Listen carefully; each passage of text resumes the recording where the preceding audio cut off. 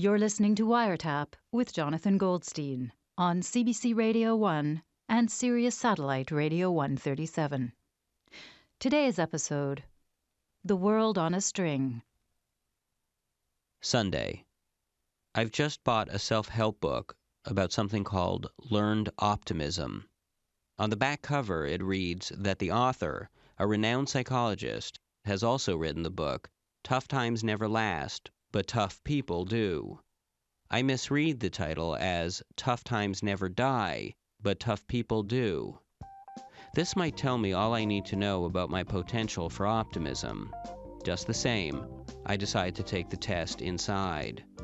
Comprised of 48 questions, it is designed to show where one falls on the spectrum of optimism to pessimism. I spend the better part of an hour thoughtfully answering questions like this one. You fall down while skiing. This is because A, skiing is difficult, or B, the trails were icy. Having never been within miles of a ski hill, I answer A, but as it turns out, the right answer is B. When I am finished, I consult the scoring key, and after much calculation and recalculation, I finally accept the book's diagnosis. My place along the spectrum between optimism and pessimism, a position the author calls moderately hopeless. At first I am saddened by this, but later I come to a happier conclusion. Moderate hopelessness can't really be that different from moderate hopefulness. Is the man half filled with hope or hopelessness? I'd like to think hope, and in this way, I believe myself to be making progress. I am becoming more optimistic about my pessimism.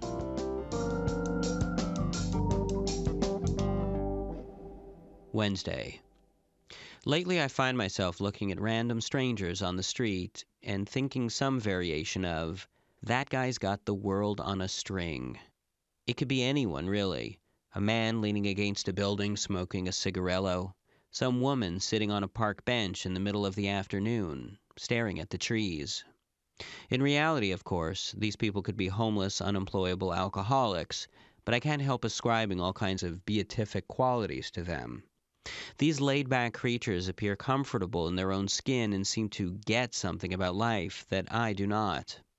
Whether they are standing in an apartment building doorway drinking what appears to be root beer out of what appears to be a flower vase, or happily eating takeout jerk chicken off the hood of a parked car, they just seem so unfettered. Today on my way to work, I pass a man reading a TV guide at an outdoor cafe.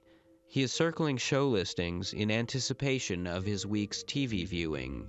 No leaving it to the last minute for this guy. As well, he is wearing a pair of shorts, green dress socks, and a t-shirt that reads, "Save the drama for your mama." The world is a helium balloon attached to his hand, on a string.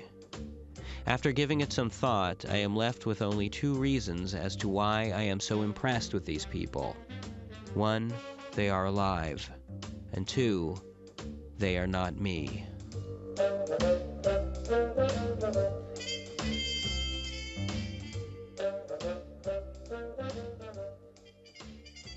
Hello. I've been thinking about sailboats. I'll tell you why. Yeah. Maybe what's wrong with you is that you live this cloistered existence and you don't get enough salt spray on you. You know what I mean? The briny sea air. I get seasick. Just listen to me. We get you out on a boat. I'll lash you to the mast. It's a literary reference to James Joyce or Homer's Odyssey. Why whatever. right away I'm lashed to a mast? Why don't I start off just doing some paddling or something? You're lashed to the mast so that you don't go crazy and jump overboard and try and swim to the sirens who are calling you. Okay, listen, I'm not crazy about the water. I prefer being on terra firma. See, this is exactly the problem that I'm trying to solve. You're barely alive. You're suffocating yourself. And to be honest, you're suffocating me. How am I? Because you're so suffocating to yourself that just to talk to you on the phone suffocates me. I got to open a window and get some fresh air. All right. It's like breathing in a fly. Okay. It's choking me to death. I don't understand what you... So now you're telling me that I should get a yacht. You'd probably pronounce it yacht. Who says yacht? I don't. The G, the H, it's all silent. It's pronounced Y-A-T, yacht. I just said yacht. You know, a friend of mine just invited me out on his boat this weekend. Mm-hmm. It's nothing big. It's just going to be a couple of us. We're going to go out, maybe catch a few fish. Why don't you come along? You'll see if you like it. I'm not interested. You know, that's exactly the response I expected. You know why? Why? You were a guy who says no to things. That's not true. That's the no life. That's your life. All right. I don't know okay. what you do. What do? You go home and you just stare at the wall? You look at your wrist until it's Monday and it's time to go back to work? I mean, seriously. Your whole life is in a cocoon. You know what they say, like in the back of the yearbook quote? You don't regret the mistakes you made, you regret the things you didn't do. You know what I'm saying? Mm-hmm. That's you. That's a big, long pile of things you didn't do.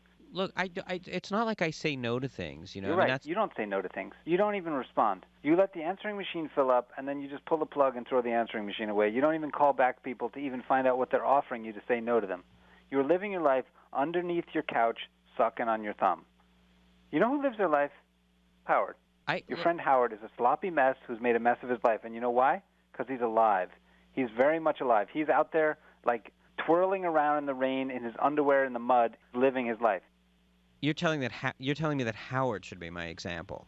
I'm not saying that Howard is winning at the game of life. I'm saying he's playing the game of life. Mm-hmm. He may swing and miss often. He may make a lot of mistakes, but he is man enough to get up to bat. Look, Howard calls me all the time at work in the middle of the day just to ask me what time it is. That's Howard. Listen, I'm not saying Howard's perfect. I'm not saying go be Howard. I'm just saying maybe you got something to learn from him.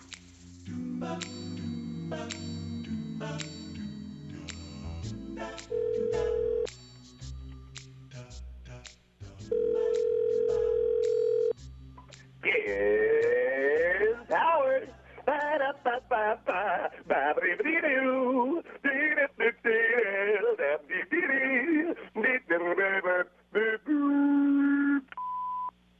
Howard, it's... Huh? Howard? What was that? John? Yeah. Such a surprise. When do you ever call me? I call you plenty, Howard. You never call me. I call you sometimes. Howard, what are you doing? Just like I said, I was just eating rice cakes and just staring out the window. I'm actually watching a neighbor watch me. Who is this neighbor? It's just an old lady lives across the street. Do you acknowledge each other? Do you ever, throw her a wave or something? No, we're both pretty good at this. That would reveal an amateur. Mm-hmm. That would just undermine everything we're trying to accomplish. And what is that again that you're trying to accomplish? Just whiling away the hours, staring at nothing out the window. All right. Well, I don't want to be interrupting you, Howard. Well, that's too late for that, actually. Okay. But... Well, anyway, I wanted to put something to you. 1 second here. You're phoning me. I wanted to gauge your interest. Which is already about as rare as can be. And now you're asking my opinion on something. I have this idea. I have a business idea I was thinking about. Wow. Okay. Humorous tombstone epitaphs. That's a great idea. Okay, because you know how, like, families are, you're sad when you're burying someone Right. you love? Well, this could bring good cheer to people. Yeah, absolutely. I can say, like, something like, Louis, you still owe me $50. Or, like, could someone tell the person next door to shut the hell up? Or maybe if someone's, like, more of a hippie, it could say, down to earth, I'm getting itchy-fingered. This is a good sign. This is a good money-making venture. I don't really have any money, but if you would lend me some money, Mm-hmm. I would definitely invest some money into this. You would invest idea. my money back to. Okay, all right. Well, anyway, I don't know about that idea. How about maybe something like this? Okay. You know how shoveling snow is a major cause of heart attacks? Absolutely. So what I'm proposing is a shovel that has a handle that's able to read your pulse as you work, so that if it exceeds a certain limit, a warning alarm goes off. Love it. I'm on board. And if it registers no pulse at all, then it would dispatch an ambulance to you, and maybe the whole thing could even break apart, and it could have like an emergency defibrillator on the side. These are rock solid ideas. And there's another idea I was thinking about, which would involve crickets. Great. That is a great idea, Howard, Jonathan. you haven't even heard it. I can tell it's a great idea. Howard, okay, look, all these ideas. And it rings true. They're stupid ideas, Howard. But you're always just so gung-ho about everything. Well, I wouldn't say I'm game for anything. I mean... No, but I mean, I just throw a couple random things at you. Yeah. And you're right with me. Well... You say yes to life. Yeah. It's just remarkable how in the moment you are, You just drop everything. Not that there was a lot to drop. I mean, it's admirable how you're able to sort of, live in the now. I don't even really remember anything that happened 5 minutes ago, so I can't really live in the past. Oh, I was looking out the window. That's right. Yeah. I was looking out the window. How do you do it? Wait, are you asking me this seriously? I'm asking. I can't believe I'm saying this, but what would I have to do to be like you? Well, let me see if I can pass on some of my wisdom here. You see, John, I do have a lust for life, a certain kind of insatiable thirst for the day-to-day. Personally speaking, a big part of my adventure, day-to-day, Yeah. I'll walk around downtown, and if I see a hole in the wall, I'll just stick my hand in there. And why would you do that? Just to see what happens. Sure, sometimes there'll be some unidentifiable goo or something like that. What can they Howard, but I mean, it could be worse than you could lose a hand. Inside a hole in the wall. Well, you don't know what's in a hole in the wall. That just seems I foolhardy. would guess it wouldn't be farming machinery. But, I don't know, maybe there can be some kind of prize. A prize. A prize for A the prize for adventurous. sticking your hand in some random hole in the wall. For those who dare. Well, you certainly do dare. I do dare. I'll double dare. Don't you have like a little voice inside your head that sometimes says maybe this isn't such a great idea? I have a little voice inside my head, but it never says that. My voice says, do it. Do it. I'm ready for anything. You want to play mousetrap, parcheesi? You want to, anything. There's things I've discovered about life. Like, you know, if there's a fan spinning and you put your finger into that fan, it doesn't chop your finger off. It slows down. And you can stop a fan with your hand. Now, with your tongue, that's another story. You did not stick your tongue. A larger, more powerful fan is better to stop with a hand. And that's how you learn. You've had to learn that. I've been looking for a prodigy, all these years, someone just to pass my world of wisdom onto, and Can I ask you a question? I'm not, don't get me wrong. I'm so appreciative of this phone call, but why out of the blue, after all these years, are you asking me for advice on life and stuff? I just had a conversation with Gregor, and he sort of pointed out to me how it seems that in his mind I'm sort of a naysayer. Yes. I sort of say no to life, and that's right. Don't enjoy You agree with this? Oh yes. I thought it was a little far-fetched. No, as a matter of fact, I'm going to do something for you that I've done for no one. Oh yeah. I'm going to come over and I'm going to give you a master's class in Howard Chakowitz. Well, what does that mean, Howard? It means I'm going to teach you how to live by your wits, by your Chakowitz. And I'm going to show you how to squeeze the most out of life. You're going to squeeze that tea bag till all the black muck and the tea leaves rip it apart into your tea. I don't even like my tea that way. Well, that's how you're going to have your tea, Jonathan. Okay, I'm coming over. No, Howard, you're not coming over I'm coming over right now. No, Howard, I'm in the middle of working. I'm coming over. I'm going to teach you how to live. You got to call me sensei, by the way. And you better wear your mud boots, John. I don't have any mud boots. I'm coming over, and you're going to have a good time if it kills you. I'll be there in 15. I'm going to get some snacks.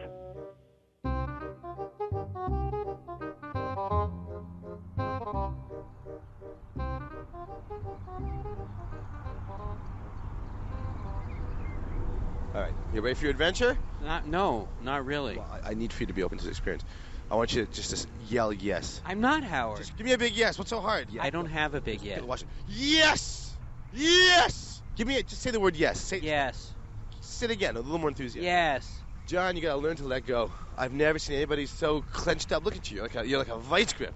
Let's limber up a little bit. Come on. What are you doing? I'm not gonna start dancing on the street. Limber up. You have to drop your guard. Howard, John. don't grab me like that. Celebrate good times. Come on. People are looking at us. Come on. We're gonna have a good time. All right, together. okay, I'm Right, dancing. There you go. See, you're looking good. Come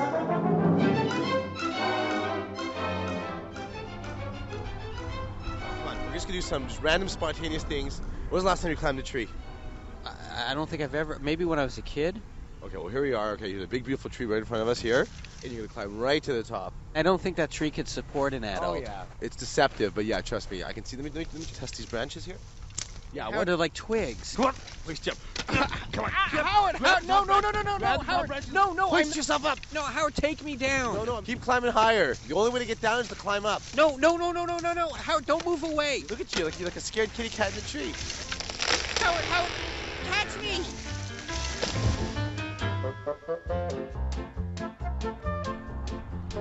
Okay, this is another exercise, okay? So here you can see, here's some chewed gum, some pre-chewed gum that someone has already, discarded. Pre-chewed gum. Yeah, this is As just opposed to like a fresh stick of gum, which any yokel can go into a store and buy a piece of gum.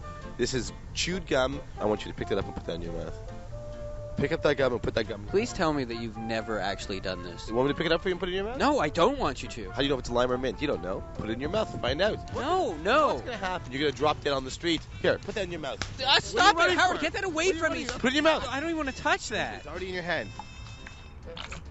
What are you doing? I'm putting on some hand sanitizer. Okay, pass me some too. Pass me the bottle. Here. What are you doing? Why would you throw that away? Throw it away because you just spend your whole life walking around with plastic gloves on. You need to liberate yourself from this stuff, John. You got to learn to live a little bit.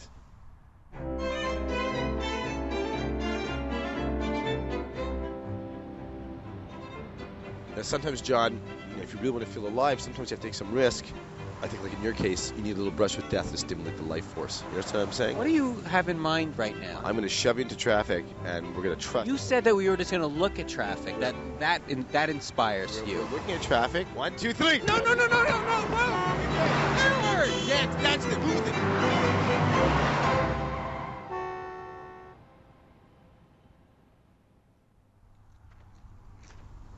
Talk to me already. You haven't talked to me for like 20 minutes. This is the stupidest afternoon I've ever had. You're just so upset about the whole car thing. Everybody stopped and everything was fine. Pants are all ripped. Yeah, well, that's your own fault for stumbling backwards like a fool with your arms like windmilling around. Howard, I was almost killed. Do you understand? You look pretty damn stupid, I was going to say. John, you're all bunged up, okay? You're making me tense, okay? You have to just be more in the moment, all right? You see that big guy with the leather pants? Yeah. Go up to him, call him a jerk, and we're going to run for it. Why would I pick a fight with that guy? He's like a monster, Howard. He's like That's 6'5". That's why we are going to run. Just go up there. You don't have to shove him. Just say, excuse me, and go, jerk, and we're going to run, okay? That seems like a really bad idea. But it's fun. Just go. Just do it. No. Get ready to run. No, ready to run. Howard. Hey, sir. My friend thinks you're a jerk. Howard! Run, John, run. He's faster, big guy. Move your feet.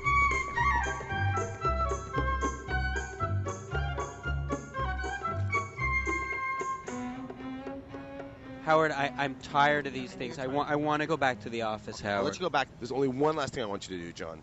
What? See that hole in that wall over there? I want you to just stick your head in that hole. What? What? What are you talking about? I should stick my head in... Your whole damn head in that hole. It looks dark inside. Yeah, well, it's a hole. That's what holes are about. They're dark. Howard, I don't even know if my head was... I want you to even ask questions. I want you to do it. Stick your head in the hole, John. I am not going to stick my head in the hole. Give me your head, John. No, I'm not giving you my head. Give me your head. I'm going to stick your head in this hole. Ow. Stop it. I'm going to get stuck. You're not going to get stuck. You're going to live a little bit. No, it's scraping me. It's pulling my hair out. That's it. That's all. Howard, I can't get out. Just pull your head out. Howard, my head is stuck. I'll give you a tug. No, Howard. Okay, you're a little bit stuck. Okay, give me some of that hand sanitizer. That'll lube you up. You threw away my hand sanitizer. All right. You know what? Your house is not far from here. Let me just get these keys out of your pocket. I'll go back to your place. I'll get some butter or something. No, Howard, please. Okay, grease up your head. Don't leave me. You know where you're going to be totally fine? No, Maybe I'll Howard. make some buttered pancakes. Once I'm getting the butter, it'll be quick. We'll have a little snack after. It'll make you feel better. You can't just leave me here. I'm just going to grab your wallet too, just in case I need to buy some batter mix or something. No. Yoinks! So just take it easy. Just keep your head in the hole. No. Don't worry about Howard. it. I'll be right back. Don't leave me here like this. Howard? It's hurting my head.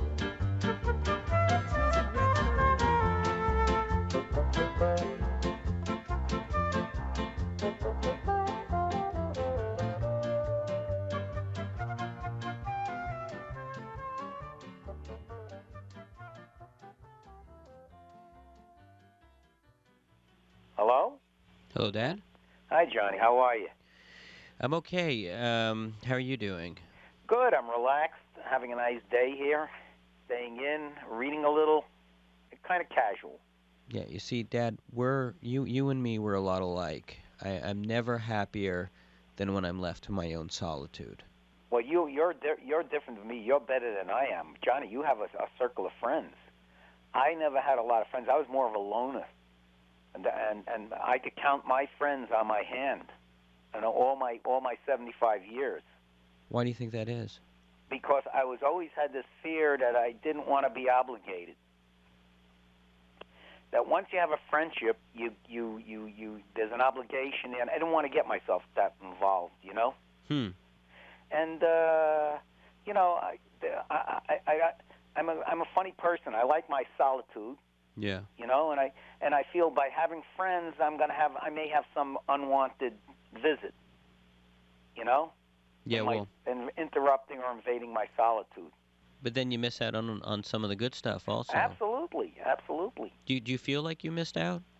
Yeah, I missed out on having a crowd and having friends. Sure. Because I didn't conform. Mm-hmm. I couldn't. It's not I'm a nonconformist. Don't get me wrong. I'm not saying I'm a rebel or a hippie, but I couldn't conform with what the crowd wanted. And I mean, have you made up for it? Have you made friends in recent years? I can't say I have, Johnny. You know. Who was the last friend that you'd say you made? I guess the last friend that I could say I made was Lenny. Lenny was the one person, he was a friend who I actually could trust. He was a true friend. Yeah, he said it like it was. And you know what hurts the most? In the early years that we were first establishing a relationship, I pushed him away. But he didn't take no for an answer, Johnny. And he taught at the same school you did, well, right? we taught.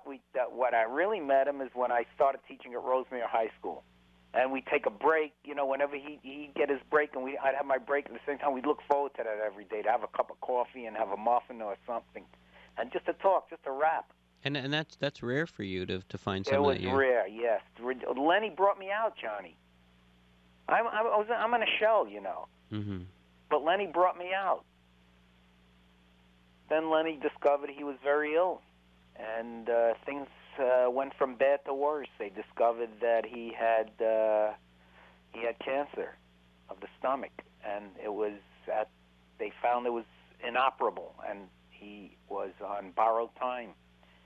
And I saw Lenny deteriorate, but he was extremely brave and optimistic. Never lost that optimism. Upbeat. That's the word. He was always upbeat. And you know what? That Lenny was one of the few people that could honestly make me laugh. You know? I got a lump in my throat here, Johnny. You know, a lot of times I have to really push myself to leave the house. Yeah, I know that. But when I'm like that. But when I get out of the house, sometimes I'm glad that I did it, because I meet new people sometimes, or I meet somebody and have a really nice conversation, and then I say to myself, I'm glad I did it, even though I had to push myself. Those are the things that you store in your mind, and those are the memories that you keep and retain. You can't have good memories, and you can't make memories by sitting on a couch at home. It's very well put. And I think there's someone that I should probably give a call to. I'll talk to you later. Right. Bye-bye. Bye.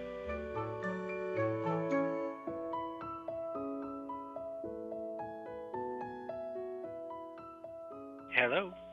Gregor? Johnny. You know, I've been giving it some thought, and if you're still going boating, I think I might like to come along.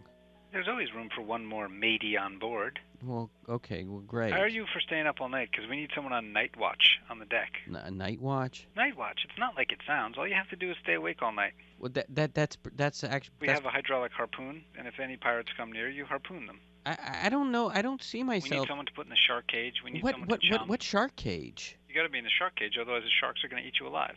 They'll rip you in half if you're not in a cage. And sometimes they even bite through the cages.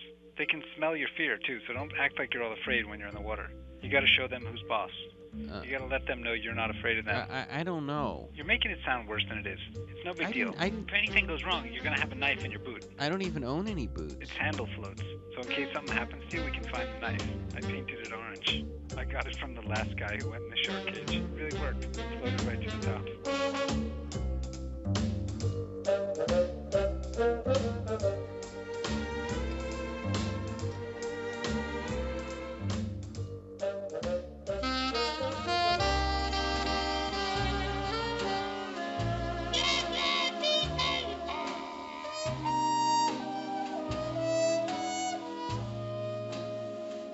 I've got